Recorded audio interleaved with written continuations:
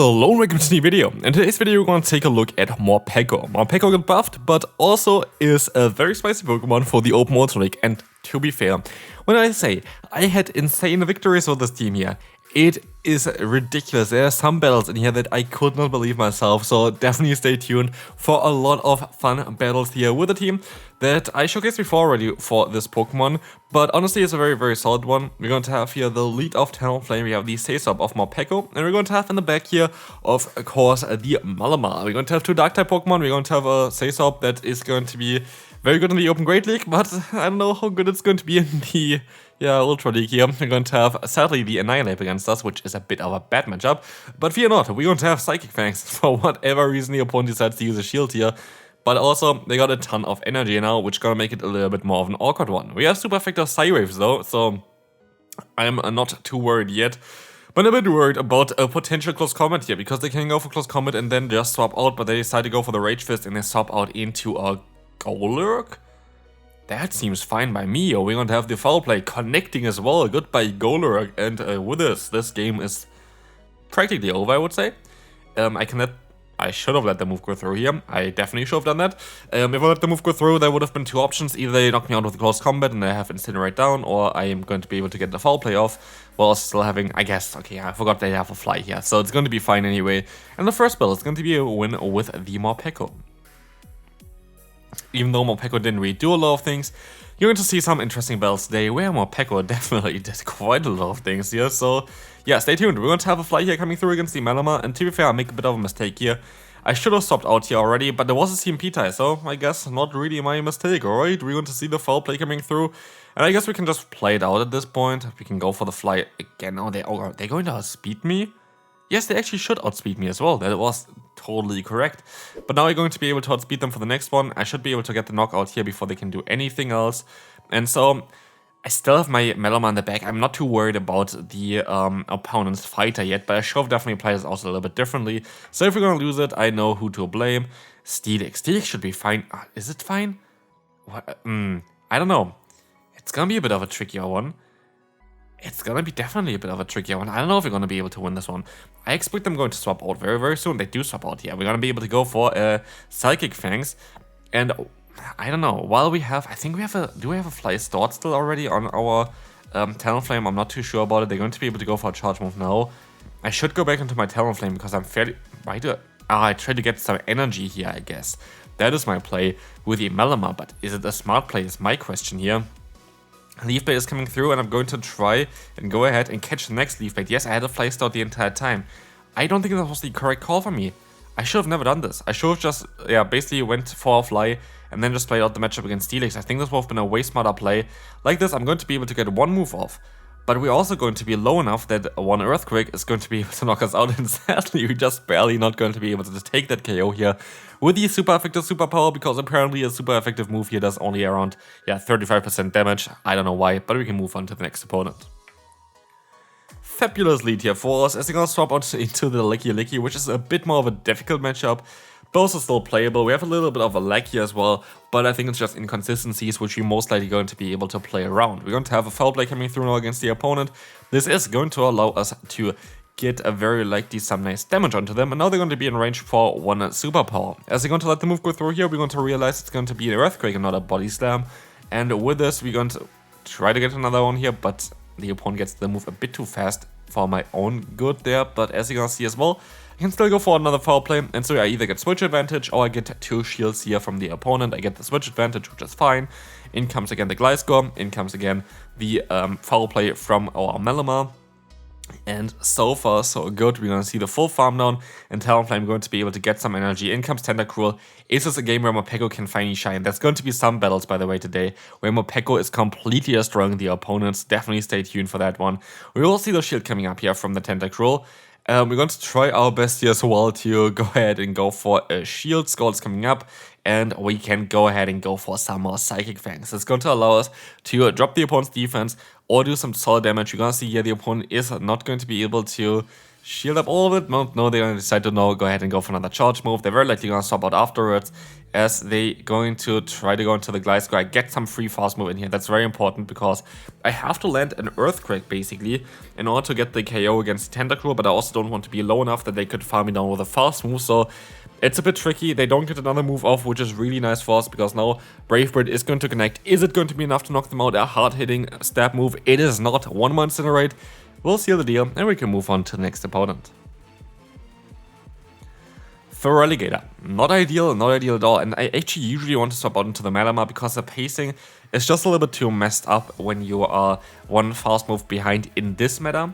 If it's in the Great League, it's not too bad if you have Feraligatr in the lead and you swap out into your Morpeko, because Morpeko then still going to be able to have a lot of pressure with the fast move and the Psychic Fangs, but in this meta, yeah, Feraligatr is just a bit too bulky. We don't have the same damage output that we have in the open Great League, because we just don't reach the CP limit. But we're gonna see as well the issue that we're not going to be able to go for the full farm down, and now we're in a spot basically that is unwinnable, I think. Yeah, especially with a Zygarde in the back, and yeah, goodbye there, we can move on to the next one. I think this is my favorite game. Let's take a look at this one, please. We're going to have the Mana Bus coming in. Yes, please. Look at this battle. It is just beautiful. It is literally just beautiful. We have the Aura coming in, getting the boost, getting the attack buff, getting the boost as well here. By the way, our Morpeko is not fully built yet. Our Morpeko is still needing a few extra candy. So this would make a difference in quite a lot of matchups as well here, most likely. But honestly, this Pokemon already is a lot of fun to run. Don't get me wrong, it's not an overpowered Pokemon by any means or anything like this. It is just a fun pick to run in the current meta. But as you will see as well, I'm just going to undercharge. Like, basically don't go for anything here at all. We're going to go ahead and go for a charge move against the Excadrill. Dark type move, non-stab, I don't know, it is stab, but dark type move not going to be super effective, one-shotting the opponent, and they decide to go for a no-shield again with the Annihilate, completely destroying the opponent just basically with our one tiny mouse Pokemon. And that was just ridiculous. In comes Drifblim and the next victim for our Morpeko. There is not a single way of them winning with this matchup. We just going to have too much of a type advantage here because both Dark as well as Electric going to be super effective against the Drifblim. And every Ice Unit in the world is not going to be enough to knock us out. We're going to be able to outspeed them every single time. There's no way that they're going to be able to outspeed us. And with this, we're going to get the shield from the opponent. We're going to try our best to go for another Aura Reel, but they decide to go for another charge move here. It is going to be the Icy Wind, of course, and we try our best. We're gonna see that they still stay in here. Aura Reel gonna pick up the KO against the opponent, keeping the alignment, but this is going to open up one different window here because the opponent now has the potential option at least to get the knockout against our Talonflame or something with the Stone Edge from the Cobalion later. But they're gonna reveal here, of course, the Feraligatr, and they barely survive that Brave Bird, and this 1 HP is going to be so important because now they get the damage off here. Now all of a sudden, this match is not going to be great for the Malamar. I have to hope that the opponent decides to go ahead and go for a charge move here eventually, which they do. It's going to be the Sacred Sword. It is luckily not the Stone Edge. They needed to go for a Stone Edge in order to have a chance here of winning this battle, because now I can go for one superpower and I can go for another one, and this will seal the deal, winning us this battle, and we can move on to the next opponent. Talonflame against Dragonite. How do you play this one out? I could swap out here if I wanted to, or I'm just gonna play out the matchup. I think you win this in the 2 shields with the Talonflame, if you can still even get to the 2 shields. Here's the thing.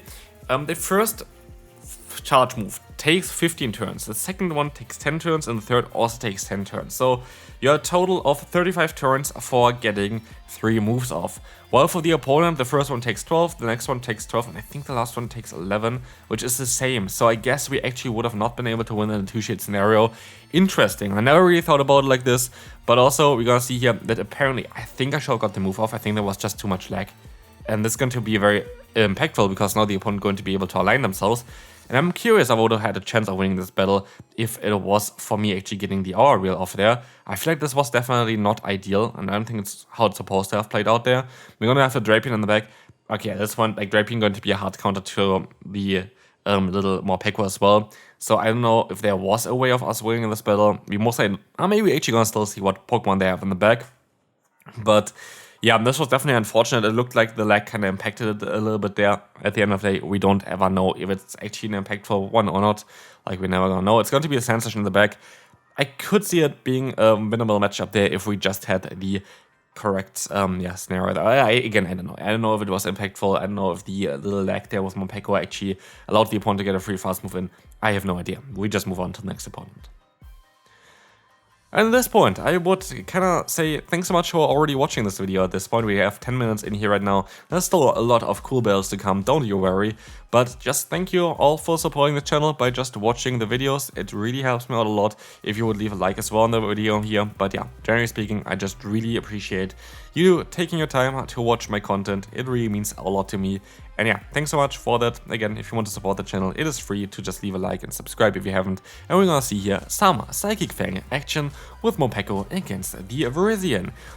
To the point where a legendary Pokemon that is meta dominant currently would go down to a little mouse there, but as you'll see as well, I decided to go into the Melma and now swap out into the Talonflame. We're in a great position here basically, and as you're gonna see, the game just freezes. Lovely, isn't it? It is lovely to play the game sometimes here. Yeah, the game freezes. I think we had a great position that we were in. We would have got a lot of energy on the Talonflame. We would have had a nice catch there. We'd still had some energy there before. I would actually assume that we had a very solid shot of winning the battle there against the opponent. But again, we didn't know the last Pokemon. We just know that we had a decent shot against the two Pokemon that we just saw. We don't know. I don't know. Like it is something that is kind of sad. I don't know on how this happens. It was not my internet connection. It was most likely the swap kind of breaking something in the code or something like this. I have honestly no idea. But yeah, we're just gonna live, survive, and move on. We're going to have a Zygarde here against us, which is a Pokemon that is a bit tricky. Is it a bit tricky? I feel like for every team, like Zygarde is just a bit too strong. We see the Talonflame here. You see me as well, kind of struggling a little bit because I show swapped out earlier. I show swapped out basically in the beginning already, before the opponent did anything. And so, yeah, what are we gonna do next? We're gonna swap out into the Morpeko now.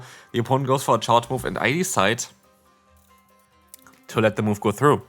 It is going to be a fly, and I can go for another charge move. And now it's Morpeko time. It is Morpeko time. Aurel coming through. Getting the attack boost, in comes the Zygarde complete form. I decide to use a shield here actually against the opponent. It is going to be the Bulldoze, and look at this. Morpeko is going to town, is going to be able to actually destroy Zygarde in the open Ultra League kinda here. At least the Zygarde team as they're gonna go for the full farm down. It didn't work out for them and we win the battle. Have you ever seen a Morpeko beat like a Zygarde team here? That doesn't make sense. Like, imagine, you go for all of your routes, you did all of that hard work to get a Zygarde, just to lose in the Open Ultra League to a 2000 CP little rat that is doing triple resisted damage against you.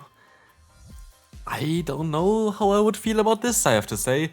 But definitely an interesting choice there from the opponent. Anyway, we're going to see the Drifblim against us again. Again, a very nice matchup for us. We get the shield from the opponent. I think they're going to be able to swap out eventually after this charge move maybe. But we'll see what the opponent gonna do here. We will see the swap out into the Primeape. That is fine by me because I can go for the Psychic Fangs, allowing me to get the boost. I can swap out now into my Talonflame. Well, yes, my other Pokemon is super effective fast move damage. Here we resist the harder hitting damage type, which is going to be close combat as well as, of course, the fast move from the opponent, giving me a little bit of a easier time here defensively. And as you're gonna see, this was definitely the right choice as we have the Toxapex on the back. Toxapex? Tentacruel. I feel like always Tentacruel and Toxapex are Pokemon that I cannot sometimes swap in between. But yeah, definitely the Toxapex in the Ultra League. I don't know if someone ever built a Toxapex for the Ultra League. I have a Hundo laying around. Maybe I should build it eventually. But as you're gonna see here, the opponent doesn't really have a play here. We're gonna be able to use a shield. It is going to be the Icy Wind, great play for the opponent, but it doesn't really matter. Like, we're still going to be able to survive a move. We're still going to be fine here.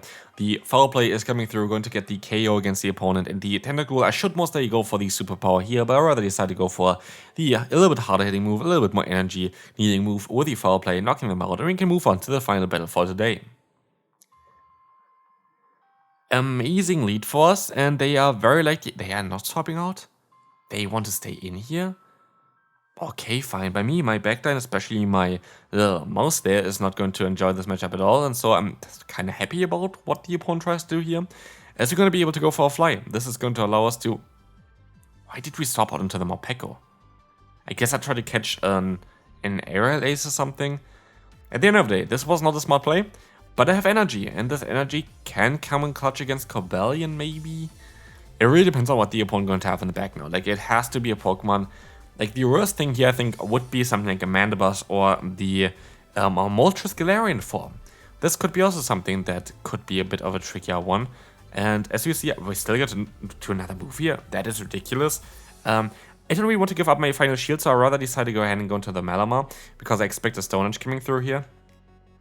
It is going to be that Stone Edge that is going to connect now. They have Drapion in the back. All Pokemon, I guess, is kind of similar to what I was hoping not to see. A Dark-type, basically, that has coverage against, yeah, Talonflame. What is like the thing with, for example, the Galarian Moltres having access to Ancient Power. They're even having here Crunch and Sludge Bomb most likely, which is arguably worse for me even, because, I don't know, like, I feel like it's going to be even more difficult for me to win this matchup now with my other one. Here, kind of unfortunately, we didn't get the Incinerate damage in Earth, how it's supposed to be happening. It's not like a bug or anything like this that didn't go through. We need just one more turn in order to get the damage off. If we got the damage off, we most likely would have had a decent chance of winning this battle. But like this, we're gonna lose the final one. Thanks so much for watching this video. If you did enjoy this one, feel free to leave a like, and I will see you later. Bye bye.